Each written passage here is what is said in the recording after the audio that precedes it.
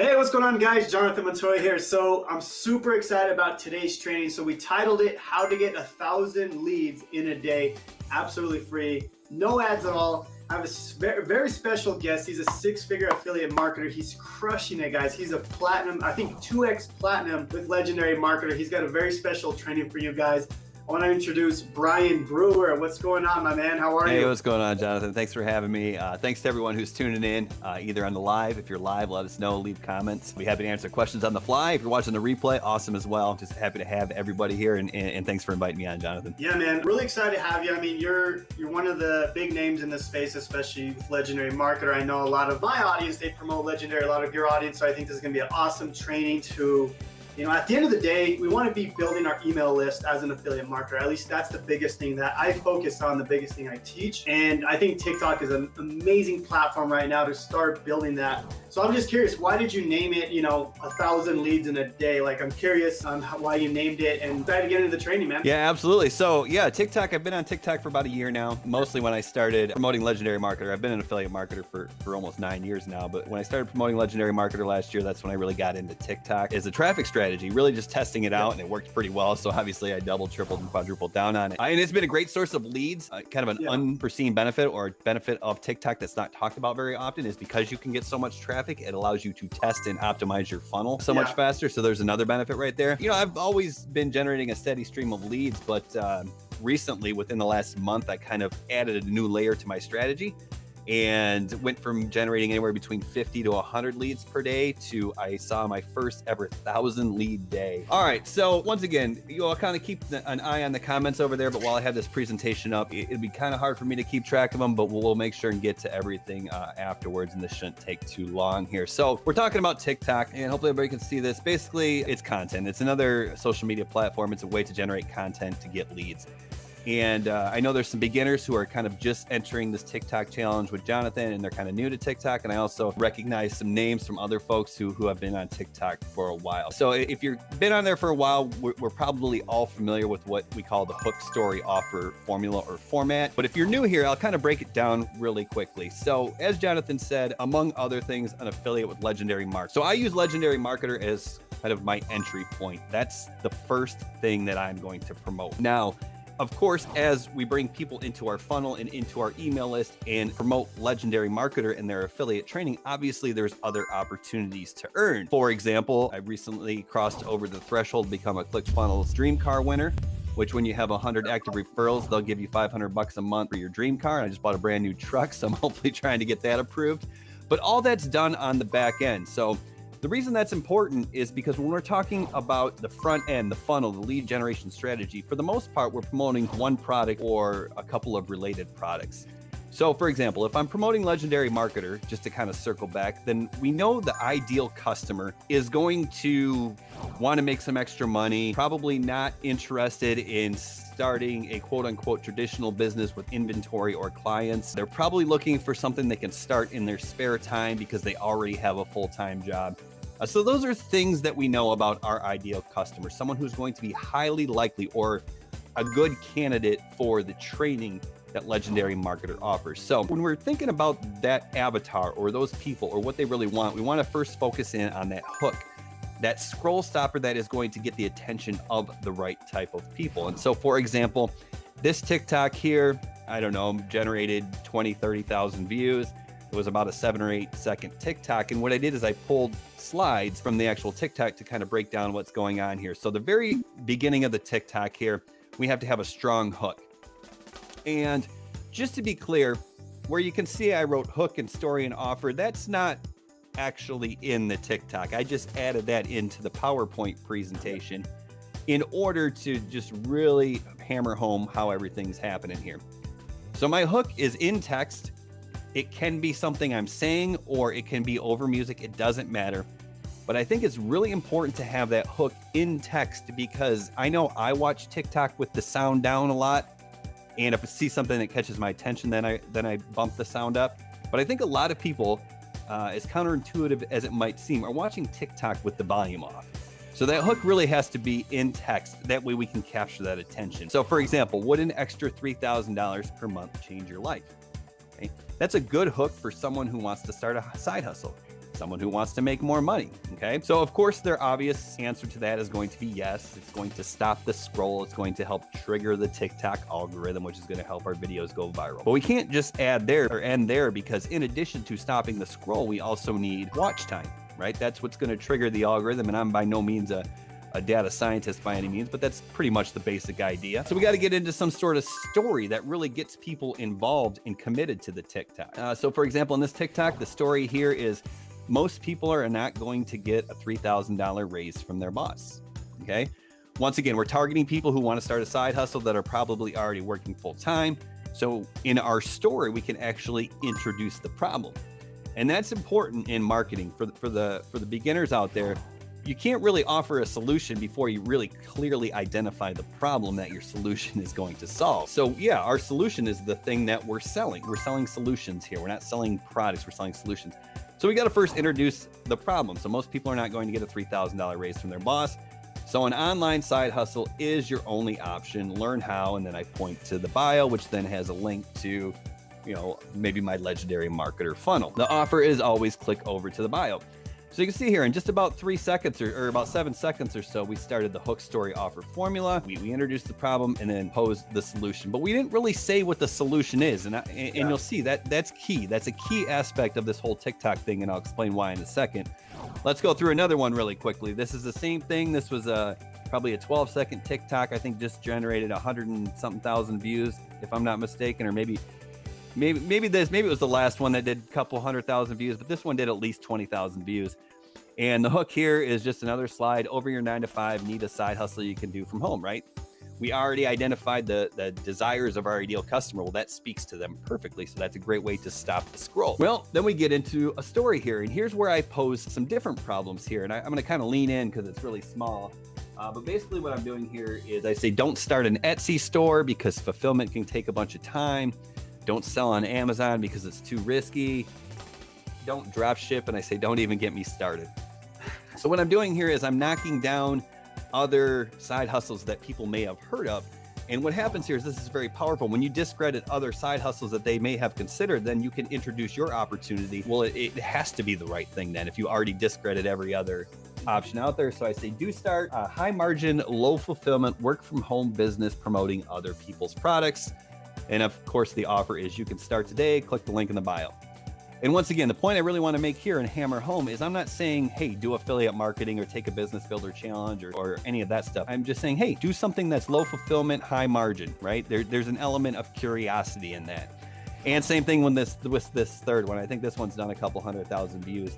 My hook is, would you believe it's possible to earn more than $30,000 per month? Okay, that's a big, bold headline. Obviously, if you haven't done that yet, you probably can't use it. But if you have those results to share, leverage them.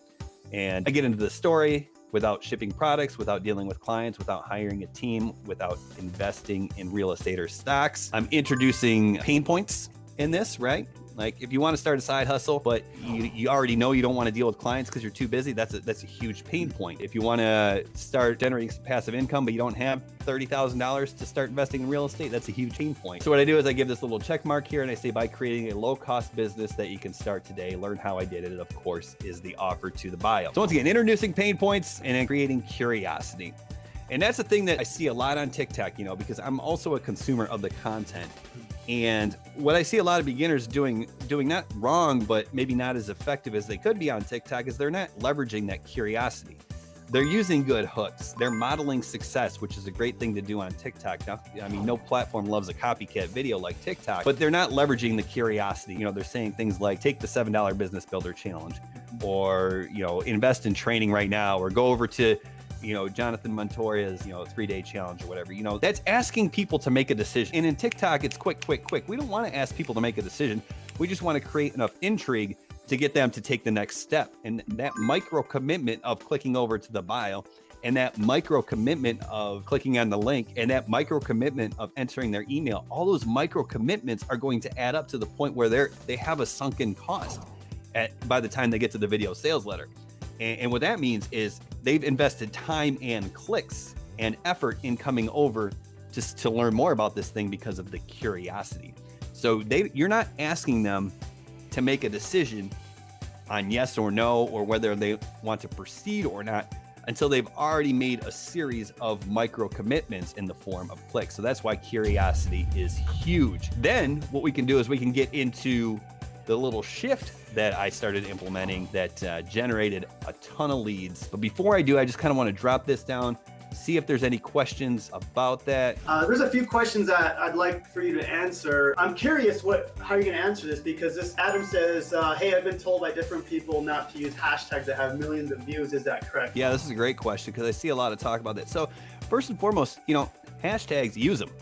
Right? Use them strategically, absolutely, but don't rely on them, and they're certainly not going to make the massive difference. So it's kind of like optimizing is the way I like to look at it. Like, good hashtags can help optimize a post, but optimization will help with incremental increases. If you're not getting traffic, if you're not getting tons of views, you don't need incremental increases. You need massive increases. So your hook, your story, your delivery, your watch time, clicking over to the bio, like those are the things that are going to make massive increases. You mentioned the delivery of the actual video. I think that plays a big role. Like, when you're first starting out, I think people can see that you're timid and that you're not comfortable on camera.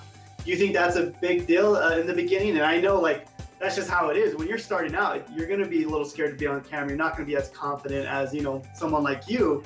Do you think that's a huge difference? Even if you model an exact video that's gone viral, but the delivery is off, do you think that makes a big difference? I'm just curious. That's 100%. It makes a difference because that stuff comes through. So what's the solution, right?